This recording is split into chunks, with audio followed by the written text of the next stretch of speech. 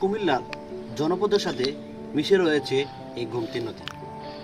একসময় এই গোমতীর মাধ্যমে মানুষ জীবিকা নির্বাহ করত, খেয়াঘাট, মাছ ধরে বিভিন্ন মাধ্যমে। বর্তমানে কালের বিবর্তনে এই খেয়াঘাটের মাঝিরও হারিয়ে যাচ্ছে, বন্ধ হয়ে যাচ্ছে খেয়াঘাট। কেনই বা হবে না, গোমতীতে অসংখ্য ব্রিজ হয়েছে এবং দ্রুত মানুষ যোগাযোগ ব্যবস্থা উন্নত হওয়ার কারণে কিন্তু সেই আগের মতো আর এখন মানুষ খেয়া দিয়ে পারাপার হচ্ছে না।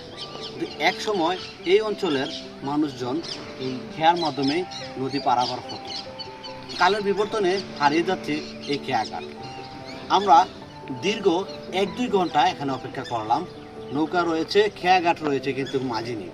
কেন নেই তা আমরা জানতে পেরেছি। কারণ হচ্ছে সারাদিন ব্যাপী এই খেয়া পার হওয়ার জন্য 10 থেকে 15 জন আসে।